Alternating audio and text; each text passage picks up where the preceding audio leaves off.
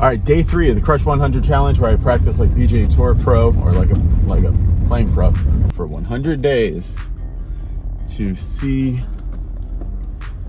how good I can get in 100 days of intense practice. Ben Hogan said something about like, I gotta get the quote right, but he's like, anybody through hard work, and he said something about hard work and like with a keen something. It's basically like if you're working really smartly, you can get better. But the importance there is the keenness, because like anybody, and you've seen this with like Malaska was talking about this, like Weekend Warriors and other people like me that would just go out there and like, I'm gonna practice for 5 hours today, or I'm gonna practice like a ton. And like a ton of practice is only so good. You really need smart practice. So had a good turn yesterday because I was surprised. I was happily surprised that I actually controlled my golf ball okay out at Trump National with playing out there with Owen. Anyway, so I controlled my golf ball really well with his driver. I used his driver all day, and then with the other clubs just so. But it was just so windy. It was like not even keeping score really. But I was surprised. I didn't hit any shanks. I caught it out of the heel a couple times, and all my irons felt glancing. But I hit some really good wedge shots and some great drives. Basically every drive was solid that I hit with his driver. That was like 13 of them. No, 12 of them, because I hit my driver only twice.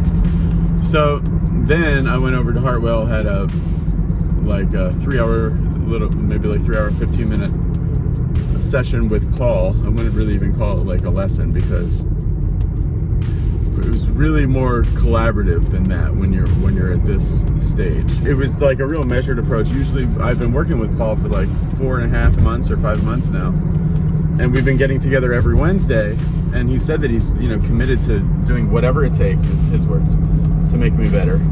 So we were just meeting up for 45 minutes every Wednesday, and it just wasn't making the change, that the next step over that we really wanted.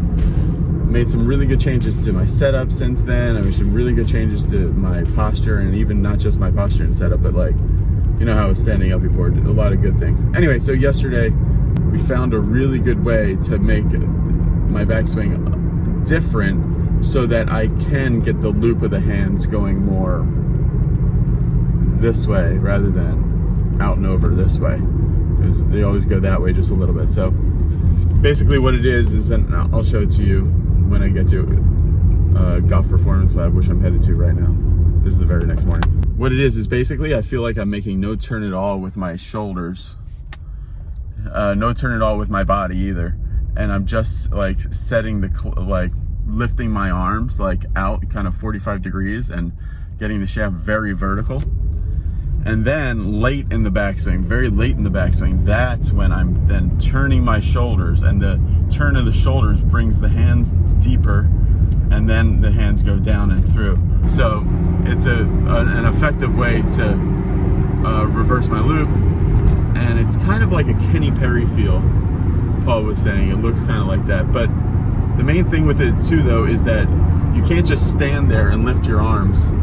You have to actually pressure to the right and get loaded into that rear hip and get your arms kind of set into the right spot without turning at all. And then once the shaft is vertical and your left arm is about parallel, then you take a deeper turn. That's the first time you start turning, then you go down and through. So I'm headed to Golf Performance Lab right now. It'll be about a 30-minute drive. I texted Dude. Dude's been really cool and letting me contact him even at a moment's notice. I am having some. So that was 2 days in a row of hitting balls for 3 hours, and then also I played golf, 18 holes. So I am having some right elbow pain, I guess like golfer's elbow. So I don't want to hit it too hard today, but I really want to use this time that I have to ingrain what I've been working on, because tomorrow on Friday I won't be able to train really at all because I have work all day. So I got to Golf Performance Lab in downtown Los Angeles, and Du and I had a really serious conversation about what he thought was the reason that I was shanking it so much and in such a bad pattern. and he really thought it had something to do with, just right off the bat, the club face being too closed. So that meshed perfectly with what Paul had been saying, and then Dew wanted me doing something else too that was interesting. Okay. That was the one on the right is from when you were shaking it. This one, even on the left. So hands are deeper. Yeah. Quite a bit behind my shoes, and then that. But then the face is the major difference. Yeah. And then even going back, see how the shaft is going on your forearm, which is way too kind of inside and around. Yeah, good at two. Oh yeah, I see. It's looking right down on the ground. Yeah. That's totally different. Yeah, and it's because of even on your face on. This one, see how it's starting to try to rotate and open up the screen on the right, your hands, but the one on the right is just going straight. Looking straight at the ball. Yeah, shut and underneath, and it's right off the bat. It's going this way. Yeah. And you're gonna have to move your body and your hands so much to try to get that thing back to square, because it's so shut going back. I mean, when I was watching this swing, and I mean your face at the top of the swing, it was. I mean, you can see it, right? It was like, yeah, it's really close. Either that or even like. So that's why you were fighting it so much to try to open and shoot your hands out, and then just the heel would get exposed. All right, do you want me to try to ingrain this more into a golf course feel? I think so. Okay. Yeah, right away, right off the bat, it's because. Should we pull up a golf course then? We can. Let's do that. Yeah. So when you're playing and you're at a course with this, I mean, what is your thoughts when you're standing on a tee box? Like, what do you look at? Well, I look at where I want to hit it. I look for any obvious trouble. Okay. Like for example, like here, see there's a fairway bunker on the right.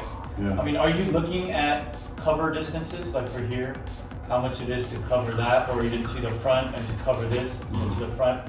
Like well, all of that. First thing I'm looking for is a start line. Okay. And then sometimes I'll say like how far is it to clear that bunker or whatever. Yeah. But So you got 273 to clear this, and you got 304 to get to on this one. So I mean, from these lines, I mean, you can kind of get a general idea on what line you want to hit. Yeah, and then I like how that has go to like level with that bunker. Which go level with the short bunker. Okay. And then go to the left to the fairway. Then leave me 165 in. That'd be what I probably would be thinking first hole. Okay. To try to get it to about there. And you're looking at like kind of a slight 265 or. Yeah. So 3 wood's probably slight fade. Okay.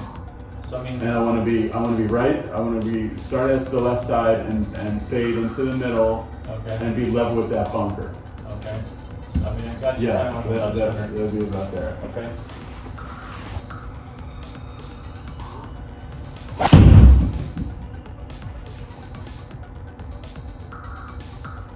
That was a good mindset because I told myself like don't just react to it. Yeah. Don't. Yeah. I didn't kill it, but. No, but I mean. I did what I wanted to do. You want to find a good comfort zone where it's not giving you too many ups and downs, and you have a different mindset every time you play. Right. Want to keep pretty consistent. All right. So 195 is that up a little? So it says about 2 inches of elevation uphill. So I mean it's fairly flat. Yeah. And then all the settings are like 0 winds. I mean it's pretty much kind of everything standard. So we got 195. Basically you got 181 to the front. That's a good number to have. Right? See, I never. And then you got 201 to the back. So like everything over. If you hit it inside 200, you'll be on the green, right? So it's important to have these like front yardages. Right. And the back. Whenever I played like a real tournament, like Long Beach City or something like that, and they give you front back, like it's so important. How deep the green is, front to back, left to right, you play a lot better. Oh yeah. Yeah, because you're telling yourself. Because otherwise, I just think like 195, and that's the only number I have. So then if you hit it 206, where's your ball going to be? Is it still okay? You know, like you need to have. So I'm thinking I want to hit this 190 in the air. Okay. With this 5-iron, I want to hit a straight ball. Actually, I want to hit a draw, so where if it goes straight, it'll be more towards the fat of the green. Yeah. Is what I'm thinking. So I would aim me just a little right of the stick there. Okay. And then, and that's it. I'm gonna start it just slightly right of that stick. Okay. And I'm gonna do some setup things to help my draw. Okay, and even in my mind, just to put a microphone in my mind, I said to myself, don't shank it, which is terrible. But I'm just letting you know what where I'm at right now thinking. So I'm erasing that. Yep. I'm thinking, I'm just getting a feel for what is this going to feel like in the air, off the face, and then watching that shot tracer.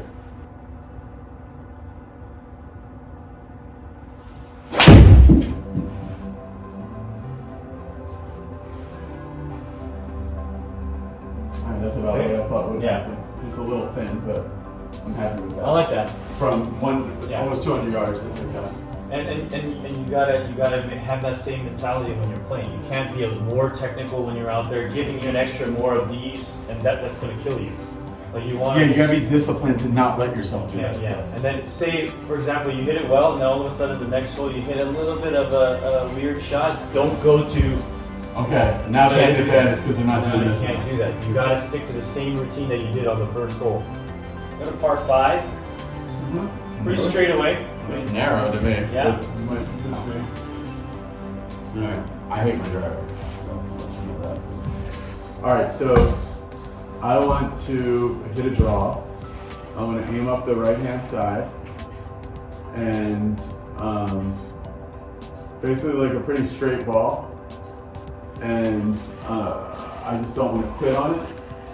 So if I quit it, it'll go left side. I want to make sure that I like whoosh all over it. Take off the quit on it part. I mean, just you're thinking of the good stuff that you need to do, and that's all you do. Okay, the good stuff I need to do is I want to hit a draw. I want to be aggressive to the finish. Yeah. You don't need to think about the quitting on it. Okay. So you're not going to do that, right? No, I'm not going to do that. So I'm going to be aggressive to the finish. And for me, the drives have been feeling the best when they feel like a big chip shot. So Okay. So that's the feeling you're going to get? Yeah, a big chip shot. That's it.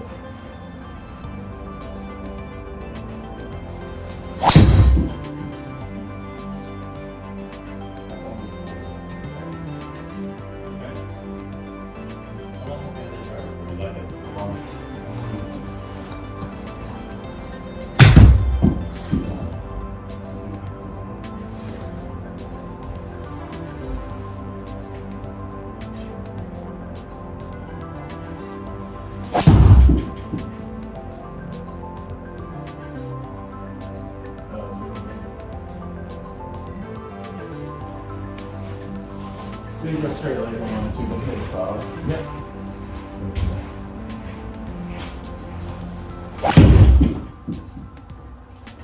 That was my most solid free wood today. Oh, but good strategy. It was good strategy. But I mean, it's again, you know, on a tournament play, if you hit that, you're still perfectly in play. That was my most solid shot of the day. So I'm just wrapping up my time here at Golf Performance Lab. I had a really good, it's been about 2.5 hours. So a really good session with Dew where we talked, I told him what I was working on with Paul, and Dew wanted to make sure that I don't get crossed up where I'm hearing some things from Dew and some things from Paul. So you just get everybody on the same page. Dew thinks I should use Golf Performance Lab here in downtown Los Angeles really as a place where like I match feel and real, because they have so much technology and ways to really see what's actually happening. He doesn't want me to get caught in, okay, I'm feeling it this way and then I'm feeling it this way. He's like, okay, what's actually happening? So he said to me, actually, he said, it's like a different person has come in here today, the shape of my swing and everything. So really likes the drill that I was doing, but like he doesn't want to see me get caught in drills. Dude's all about, you know, putting the game up where it matters. He's a college coach. So he really doesn't want to get me too technical. So after talking about that, he liked the shape of my swing, so I thought the best idea was to go on the simulator and play a round of golf. So that's what I've been doing here. So I'm on the Foresight, and I've been playing an actual round of golf and giving Dude kind of like a microphone into my mind of what I'm thinking, and he's just like, hey, keep it positive, not technical at all, and be very like reactive to what you're trying to do. And I've been hitting it good, no major problems. So, and then also very interestingly, while we were doing it, he had to shut off the swing catalyst, which is the 240 frames a second cameras that would normally replay every swing here. because he saw when I was hitting some of the shots, I'd look over there and I'd be like, oh, I didn't like the way I did this or that. He's like, I don't care about that. Especially like when he's playing college tournaments and he's coaching his kids there. He's like, he doesn't like to see his players, you know, off to the side of the tee box in between shots, like drilling and, you know, doing feels and stuff. So that's what I've been doing today. I'm gonna flip back from this to actually put the cameras back on and do my final half hour or so, just drilling those feels again. All right, so I was thinking I would do 3 hours or 3.5 hours of golf swing training there, but I had some really good work and I wanted to quit while I was ahead, so I did 2 hours and 10 minutes or so, but I still have time in my practice schedule, so I'm gonna go to the gym and do some fitness stuff. I'm gonna make sure, you know, during this process that I stay strong so injuries don't derail this thing. So here I am at my gym. All right, that's the end of day 3. I will do some more training later, but I'm gonna, with the swing guide, because the swing guide's a big thing for me. The swing guide and some takeaway stuff in like a mirror that I'll do later on today, as far as like late tonight after the kids are asleep. The rest of this day is got to be family time stuff. Pretty good day.